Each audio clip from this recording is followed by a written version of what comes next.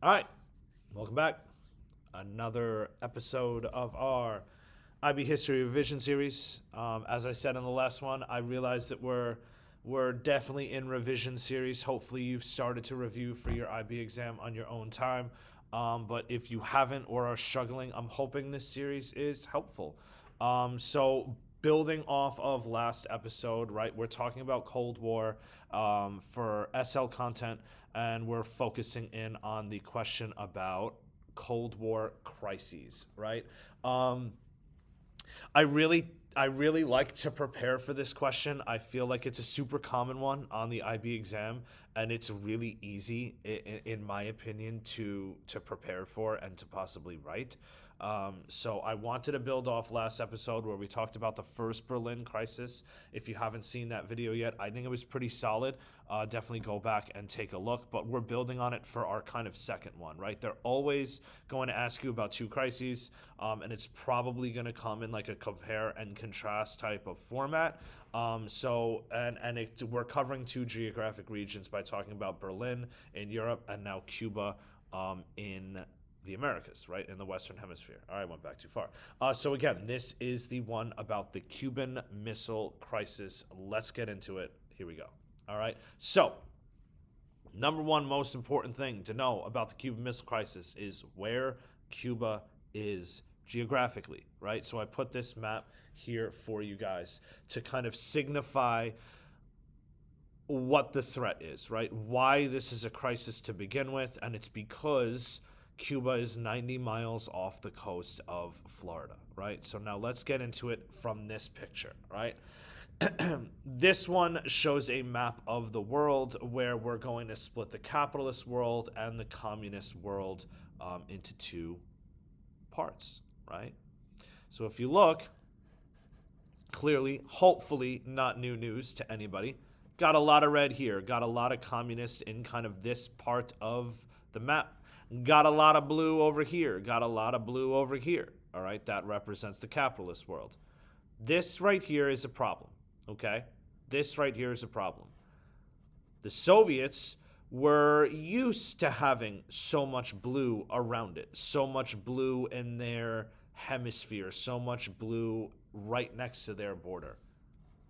The United States was not, right? And that's why this crisis is such a big deal from a U.S. perspective. This was a brand new threat to the United States, and they felt like it needed to be dealt with to the highest degree, which is why the tensions escalate so high during those 13 days in October that we'll get into more in a minute, right?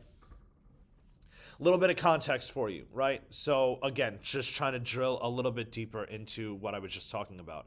The Cuban Revolution goes on in kind of the mid to late 1950s. Batista is going to be the U.S.-backed dictator that reigns over Cuba for a lot of different iterations, right? If you know anything about Cuban history, he is either president or dictator of Cuba a couple different times. But this particular reign is going to go from 1952 to 1959. U.S. corporate interests in Cuba were very, very, very high, right? I don't want to get off into too many tangents, but I do feel like it's important to know. January 1st, 1959, Castro is going to enter Havana and mark the official end of the Cuban Revolution. All right. That's where really this context is going to begin, and that's why I call this slide the distance. This is where the United States and Cuba are going to start to separate in terms of being kind of partners here, right? So Castro does a couple things. Number one is he starts to nationalize different businesses, different areas of the Cuban economy that the United States was very heavily invested in. The U.S. retaliates from that by placing an embargo and cutting sugar imports, which really hurt the Cuban economy. 1960 rolls around, and Castro is going to sign a trade agreement with the Soviet Union to try and replace some of that U.S. money and that U.S. business and industry that was coming in with Soviet industry. All right? This is going to begin the Soviet-Cuban relationship. All right?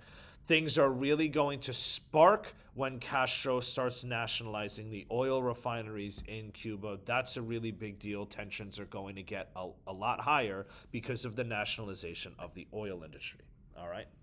So, as a result of that, the United States goes through with a plan called the Bay of Pigs. All right. So, the CIA is going to plan the Bay of Pigs. This is essentially the CIA trains Cuban refugees who have fled the country because of Castro, right? You can call them Batistanos if you want. They're gonna train these refugees, send them back to Cuba with the ultimate goal of taking out Fidel Castro, right? This was a planned by Dwight D. Eisenhower and the CIA and the Dulles brothers while they were in office, but it's a plan that's signed into order by John F. Kennedy. All right. That's definitely a story for another day, but we'll kind of breeze through it for now. The Bay of Pigs is an unmitigated failure for the United States, and Castro is placed on high alert because this time the Cuban refugees, right, the Cuban rebels, failed to overthrow his regime. He is very, very, very afraid that the next time it's not going to be Cubans, it's going to be the American military itself, and he's not too confident that he can stop them. So Castro is going to draw closer to the Soviet Union once again. By December 1961, it marks an actual end to the United States and Cuban relations because Castro is going to declare himself a Marxist-Leninist state. All right, now here we go. All right, here's some pictures of the Bay of Pigs. Right? Now, this is tensions at an all-time high, right? In early September of 1962, John F. Kennedy is going to give a couple of different, suggestions to the Cubans, right? A couple of wink, wink, nod, nods, if you will, right? He's not overt in what he's saying here. He's cryptic on purpose because he doesn't want to overstep and he doesn't want to antagonize the Soviets into a response. But he says the gravest issues would arise if missiles were ever in Cuba, right? Up to this point, everything going into Cuba is defensive in nature, right? Cuba does not have, good quote to memorize here, first strike capabilities. What just happened to my camera? Why did that happen? I don't know what I did, but little sparkles came. I think I like it, so I'm going to keep it. Here we go. So Cuba would have first strike capabilities against the United States. That's a big deal, right? Again, if you look at that map, Cuba is the closest threat in the Western Hemisphere for the United States. They can't have Cuba having nuclear bombs. I'm going to go back to the map just to show you, right? Cuba can hit America with a bomb. The Soviets are used to that. The Soviets have bombs pointing at them for almost the entirety of the Cold War, right? America does not want that same tension to happen in their hemisphere, right? So JFK makes a couple of, hey, look over here for a second. Listen to me. I'm not going to threaten, but I'm going to highly suggest. I'm going to warn you, right? Don't make what's going into Cuba offensive because that would really anger us, and we would meet that with the highest degree of seriousness, right? Now, this is the 13 days in October. Crisis alert, right? Big deal. It's right up there, right? Crisis alert. I did that wrong. Right up there. There you go. October 14th of that same year, the United States is going to fly U-2 spy planes over Cuba. They're going to take some pictures, and in those pictures, we discover that there are missile sites in Cuba. These are some of those primary images where the intelligence community is going to realize that there are nuclear bomb sites being built by Soviet agents in Cuba. Big deal. All right. Kennedy is going to create a task force, if you will, XCOM, that's going to be some of the major leaders, the Joint Chiefs of Staff. His brother is going to be on it, Bobby. There are a couple really big figures in American diplomacy on this task force to try to figure out what to do with Cuba, right? There are a lot of debates. There's a lot of infighting between XCOM. The Joint Chiefs of Staff are definitely pushing for a military action because they are trying to make up for their failure previously in the Bay of Pigs, right? So there is a lot of friction in the United States kind of intelligent and military community about what to do next in Cuba. A couple of different options are laid out. Airstrikes, invasion are gaining momentum, but in the back of everyone's, not everyone, the Joint Chiefs of Staff, it's definitely not in the back of their mind, but in the back of the minds of the more diplomatic community that's in XCOM, they have this idea of diplomacy. All right. October 22nd, Kennedy goes public, much to the chagrin of the military community. He orders a naval blockade. He calls it a quarantine to not make it overtly aggressive, right? He says he's going to quarantine Soviet ships. This is a big deal, right? He does not choose bombing. If he chooses bombing, we're probably at the beginning of World War III, right? Because they're very well aware of that. If Kennedy bombs Cuba or invades Cuba or does something overly aggressive to the Soviet ally, they are going to move in on Berlin, right? And again, that's a huge part of understanding what's going on. America knows that the Soviets are not ready to retaliate with an atomic bomb on the United States. The Soviets are not ready to retaliate militarily on U.S. borders or within U.S. borders. This is going to be something that brings Berlin, which drags in NATO, which leads to the Third World War, right? So they know how the dominoes are ultimately going to fall. All right. October 24th, Soviet ships are going to approach the blockade, and they are going to turn around. The whole world is watching what the Soviets are going to do here. If those ships run the blockade, America is probably going to escalate this militarily by either forcing the ship to stop or moving in on Cuba militarily, right? October 26th and 27th, Khrushchev is going to send letters to John F. Kennedy, and this is a big deal, right? As we progress in our Cold War history, there's no phone line between the Soviets and the Americans yet. There's no immediate communication between the president of the United States and the leader, the premier of the Soviet Union, right? So these letters are the only way that they're communicating with each other. The first letter is a little bit on the softer side. The second letter is a little bit more on the aggressive side. All right, here are some pictures. Again, this one shows the severity of the situation, right? America could be attacked by those nuclear warheads. All right. U.S. blockades Cuba. All right. Our goal is not the victory of might, but the vindication of right. Not peace at the expense of freedom, but both peace and freedom here in this hemisphere, and we hope around the world, right? So hopefully that articulates, that was a quote by John F. Kennedy himself. Hopefully that articulates the severity here, right? He knows what, if someone makes the wrong move, what the result is going to be. He doesn't want the United States to be a perceived threat to the Soviet Union at this point in time. I'm not trying to make John F. Kennedy sound like the ultimate good guy here.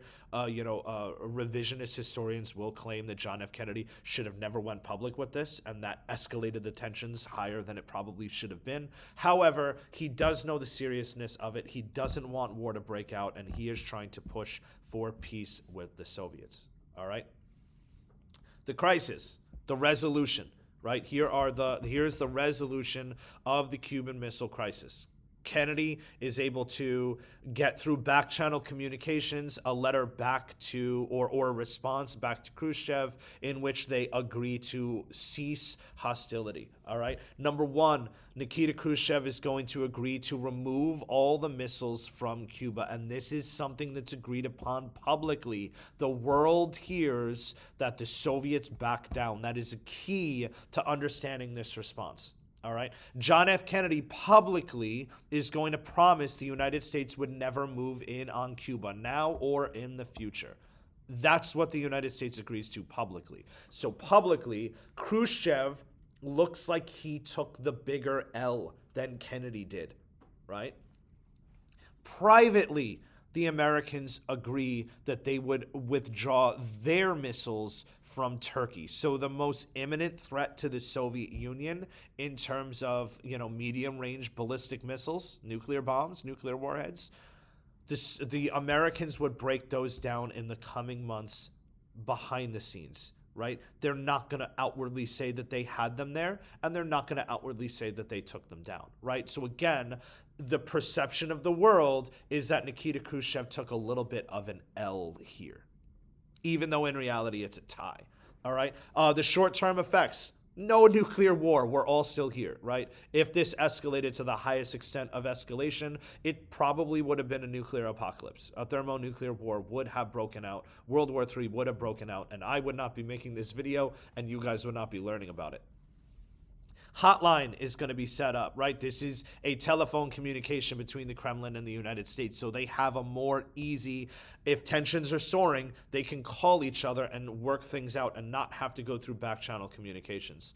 Nuclear test ban treaty is going to be signed in 1963, and that is the first nod, that is the first homage to the time period of détente, that cooling off of tensions, mostly around the nuclear threat. All right. The long-term impact, Kennedy looks like he's a hero, right? He is a brilliant diplomat amongst the United States populace.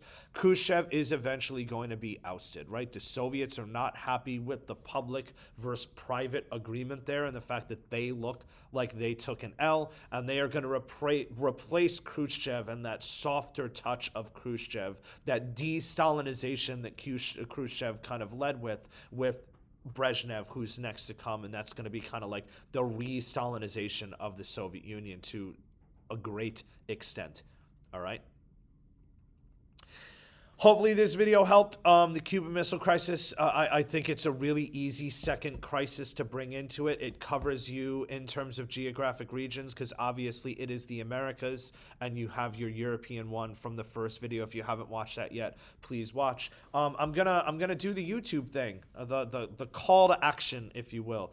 Like and subscribe, right? I really enjoy making these videos. I definitely started doing it for my students in my class to review, but I definitely think it's reaching beyond just their eyes and ears. So if you like what you see, please subscribe. Please let me know a video that you want to see next. And I'll try my best to make it happen. I want to try to do 2 or 3 videos a week as we lead up to the exams to try and help you guys get your content down so that you're more empowered amongst when the exam comes around to get your goal score. Again, good luck on the exams, and I'll see you guys next time.